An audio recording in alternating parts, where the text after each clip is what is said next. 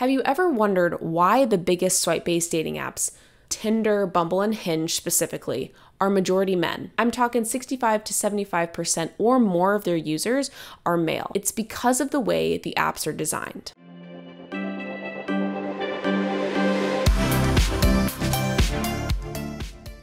Hey guys, welcome to the Get and Stay Hitched podcast. I'm Cameron Reckenmacher, a relationship therapist and the founder of HITCHED, the first ever marriage-focused, values-based dating app. Okay, so I've been really excited to make this video because over the past 2 years, I've started to notice this really interesting trend, which is that even though the number one way people are meeting today and getting into relationships is through online dating, it's also becoming increasingly frustrated for a lot more people to use these dating apps. So today I want to share with you guys why I think it's the case that while the apps are working for some people, they seem to be doing a lot more harm than good for other people. And I'll also give you 5 tips for how to overcome these apps' flaws to improve your own dating life, as well as give you a sneak peek into a brighter future for online dating. Before I continue, please don't forget to like, comment, and subscribe to our channel if you want to hear more about all things dating, relationships, and trends in American family life. And if you know someone who could benefit from listening to this video, please do share it with them. It really helps us get the word out about the work we're doing here. Okay, so let's dive in. First, I want to look at the 3 ways dating apps are failing you if you're looking for lifelong love. Number 1. Dating apps are made for men. You heard that right, and I am definitely talking about Bumble too, the app that is supposedly designed for women.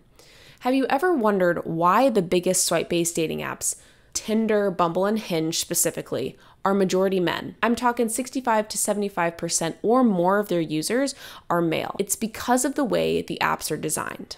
Let me explain. Male desire is driven largely by youth and beauty, aka physical appearance. There's an awesome evolutionary psychologist by the name of David Buss whose work illustrates this point really well. What he says about this is that men are initially attracted to women who are young, whose waists are smaller than their hips, who have symmetrical faces, and who look healthy. Proxies for health include things like clear skin with good coloring. Men can largely determine these qualities about a woman's appearance based on just the photos in her dating profile, which means that guys are actually pretty good at judging whether they'd be attracted to a woman in real life based on her dating profile. Female desire, on the other hand, is a lot more complicated. Yes, women care about physical characteristics like height, build, and some other similar proxies for health as what men look for in women. However, what women need in a husband that's different from what men need in a wife makes it much harder for women to accurately judge how attracted they'd be to a guy based on often low-quality photos. Let's be honest, guys, they're not always the best, and limited written information on a dating profile. Women are initially and sustainably attracted to a man who will grant her consistent access for herself and her future children to enough psychological, physical, spiritual, and financial resources to survive. That's a lot harder to capture in a dating profile than just what someone looks like. To determine whether a man would be attractive to her, a woman has to infer information about the guy based on a few pictures and often useless prompts, and that's a really hard game to play. So women end up ruling out a lot of men that they would actually probably find attractive if they met them in person. And that's why women like far fewer profiles than men do. This is where my potentially least favorite internet trend in dating stems from: the ick. I really don't like this concept, but I think it's really important to talk about here. So, as you probably know, only women get the ick. And that's because female attraction hinges on less tangible traits about a man that indicate his level of potential commitment, as well as his capacity to protect and provide for that woman and her future children for the rest of their lives together. So when a woman says she gets the ick because a man's apartment was messy or he runs weird, she's using these cues to infer things like maturity, reliability, and physical prowess. But these inferences are really hard to make through a dating profile. Men don't get the ick because their attraction is based on much more tangible qualities that don't change just because a woman does or says something awkward or weird.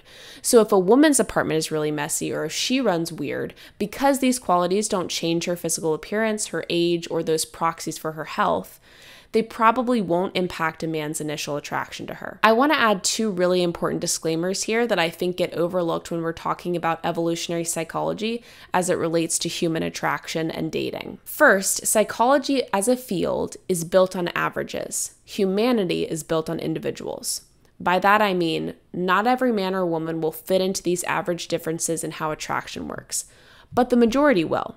So even if you don't exactly fit the descriptions I've just given, chances are that most people you'll meet probably do.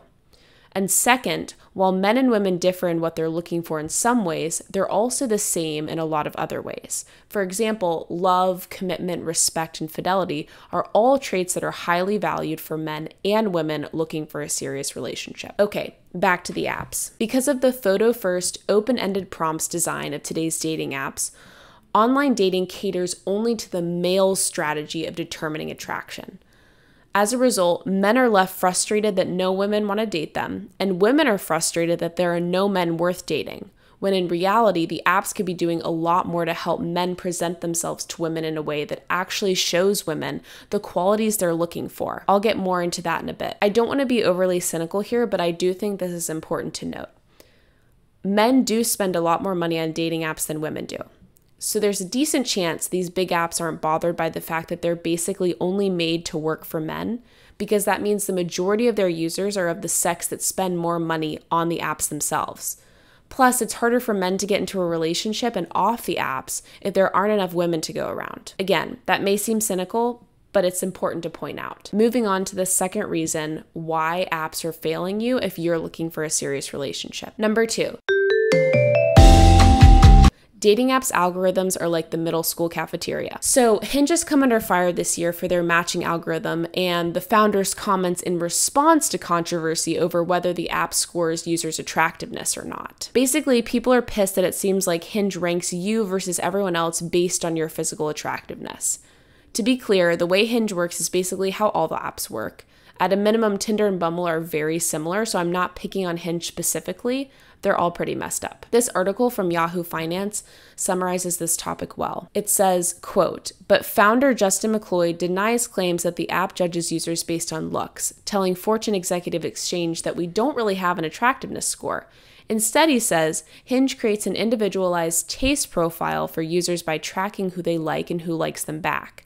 These factors are weighted equally by the app, according to McLeod." So Hinge's founder tries to deny the claim that the app scores your attractiveness, but what he reveals, perhaps by accident, is actually far more damning of the app. If you read a bit further in this article, you'll see that Hinge uses something called the Gale-Shapley algorithm for suggesting users to one another. So the way this algorithm works essentially is that it force ranks every male user in a hierarchy and every female user in another hierarchy according to how often their profile gets liked compared to how often it's shown to other users. So basically how popular the profile is with the opposite sex. Then, men's and women's profiles are only shown to each other if they have a similar ranking of popularity. The algorithm is basically creating its own big status competition. In other words, it's your middle school cafeteria all over again. You know, where all the most popular kids get their own table that no one else can join, and the other tables are made up of groups of descending popularity, and then none of the tables ever actually interact with each other. Just as a side note, I'm way too familiar with the potentially detrimental effects that this algorithm can have when used on a large group of people. So my husband and I actually just went through the medical residency match process. And for those of you that aren't familiar with this process, it is probably the most professionally stressful thing that someone has to do in order to become a doctor. And that's saying something. The match process actually uses the exact same algorithm to match medical students to residency programs. It's informally called the match. Basically, a lot of great students don't end up matching into any residency program. And so after 4 years of pre-med, 4 years of medical school, and hundreds of thousands of dollars spent to become a plastic surgeon, for example, they may either not be able to practice medicine at all, or they may have to join a specialty they weren't interested in and didn't spend all that time and money trying to join. Honestly, it kind of sounds similar to online dating, doesn't it? Basically, as brilliant as the algorithm may seem compared to alternative solutions, it's certainly not bulletproof. So the Hinge founder wasn't necessarily lying when he said the algorithm isn't based explicitly on looks. But the problem is that it isn't based explicitly on anything other than status, and status is a very narrow way of approaching matchmaking. So herein lies the problem for every serious dater who's using dating apps. If you're looking for a serious relationship and you want to get married one day, the only way these apps help you is by increasing the number of people you're exposed to who have a similar status ranking to you on that app. That can help some people, and in fact, some people have gotten married to people they met on these apps. But it also frustrates a lot of other people who would probably be happier with far fewer options if they were higher quality matches. Not to mention, real life doesn't even work the way these apps do because perhaps other than general physical attractiveness, and even that's a big overgeneralization, we can't be force ranked into one big status hierarchy. Many different hierarchies exist. For example, according to the Pew Research Center, Democrats and Republicans are actually marrying across the aisle today less frequently than ever in recent history. So a man who's super attractive to liberal women may be super unattractive to conservative women. Similarly, attributes like age, interests, religion, and other core values all separate people into different hierarchies. And these differences aren't well captured on the apps today. Okay, so now for the third reason that dating apps are failing you if you're looking for a serious relationship. Number 3. Dating apps promote a plenty of fish mindset. You guys may have heard this one before, and it's pretty obvious once we think about it. The big swipe-based dating apps have become notorious for promoting a mindset of optionality. Basically, they train us to think that there are enough options out there that we either A, need to just keep looking to find our perfect match, or B, if we do end up in a relationship, we don't need to be as committed to making it work during a rough patch because we think with all the options out there, there must be someone better for us. I call this the plenty of fish mindset. Apps like Tinder, Bumble, and Hinge all have this problem in common. So at this point, you may be thinking, what's the problem with options? Isn't dating a numbers game? So the higher the number of choices, the better chance we'll have at snagging a great mate. I wanted to share with you guys this study that came out of consumer psychology a while ago on this problem of optionality. I call it the salad dressing study, even though I think it may have originally started with jam. It works like this. Say your friends are coming over tonight and you're making a salad, since your friend Betty is on a health kick and you're trying not to piss her off. So if you go to the salad dressing aisle at the grocery store, how many options of dressing do you want to see? Probably not 2 or 3, since that's not enough to make a great choice, but also probably not 100, because that makes choosing both overwhelming and annoyingly time-consuming. Super interestingly, if there are a ton of options, you're actually less likely to buy any of the dressings at all. So there's this sweet spot where we feel like we have enough options to make a good choice, but we don't have so many options that it's overwhelming and we feel like no matter which one we pick, we're going to walk away with some regret over the options we didn't choose. By the way, that's why Amazon started the Amazon Choice feature on their website, and it's also why everything from restaurants to hair salons to lawnmowers have ratings now.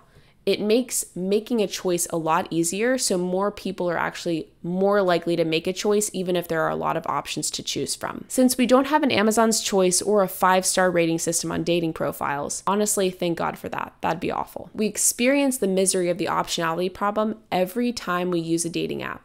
And even once we've deleted the apps and gotten into a relationship, we still experience this problem because we're aware of how many options seem to be out there. So this plenty of fish mindset is really messing with our ability to choose someone to date and stay committed to them. Okay, enough complaining about the problems. Let's talk solutions. While waiting for our marriage-focused dating app, Hitched, to launch next year, I'll get into more details about Hitched at the end of the video. Here are a few tips to help you avoid overwhelming frustration with online dating. Because honestly, if you've found the love of your life before our app even launches and this channel helped at all, I'm going to consider that a win. So here are 5 tips to get the most out of what I call the crap apps.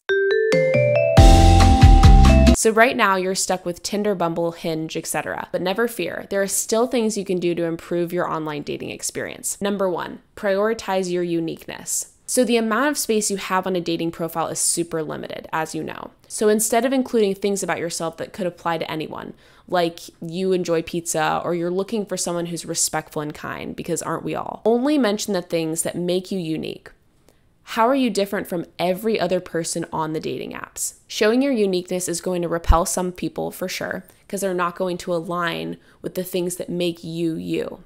But that's okay. It's a lot better to have fewer options that are higher quality than a lot of people liking your profile who aren't compatible with you at all. However, it may not even necessarily be the case that you'll get fewer likes.